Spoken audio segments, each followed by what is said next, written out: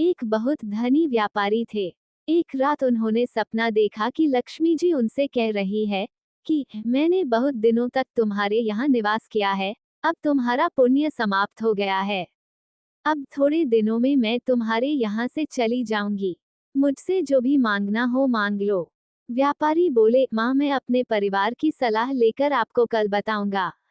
व्यापारी की जब सुबह नींद खुली तो पूरे परिवार को उन्होंने सारी बात बताई। सभी परिवार वाले लक्ष्मी जी से क्या मांगा जाए यही बता रहे थे, लेकिन सबके अलग अलग विचार थे। परिवार में कोई कह रहा था कि इतनी धन दौलत मांग लो कि पूरा जीवन आराम से बीत जाए, तो कोई कह रहा था कि जीवन भर के लिए अन्न मांग लो। किसी ने सलाह दी कि ढेरों जमीन मांग ली जाए जिसमें खेती करके हम अपना जीवन आराम से काट लेंगे। व्यापारी की छोटी बहू बहुत ज्यादा बुद्धिमान थी। वह बिना कुछ बोले चुपचाप सबकी बातें सुन रही थी। अंततः वह बोली, पिताजी, मेरे हिसाब से धन दौलत और खेती बाड़ी मांगना ठीक नहीं है, क्योंकि यह सब लक्ष्मी जी के साथ ही चला जाएगा। आखिर में ये सब तो लक्ष्मी का ही हिस्सा है। हमें इन सब के बजाय परस्पर प्रेम का वरदान मांगना चाहिए। अगर परिवार के सभी सदस्यों में प्रेम बना रहेगा तो बड़ी से बड़ी मुसीबत भी आराम से कट जाएगी।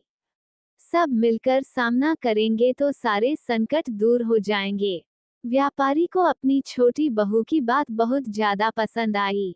दूसरे दिन सपने में लक्ष्मी जी से उसने परिवार का प्रेम मांगा। इससे लक्ष्मी जी बहुत प्रसन्न हुई।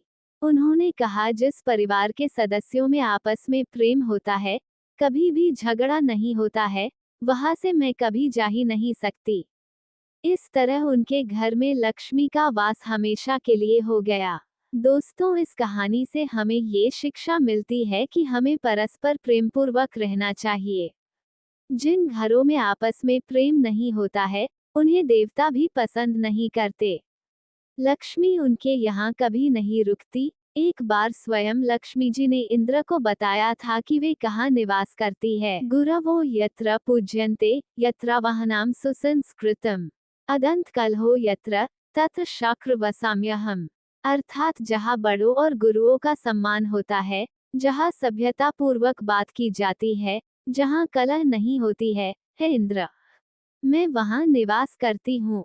दोस्तों, अगर आपको ये कहानी अच्छी लगी हो तो वीडियो को लाइक और चैनल को सब्सक्राइब जरूर कर लें। धन्यवाद।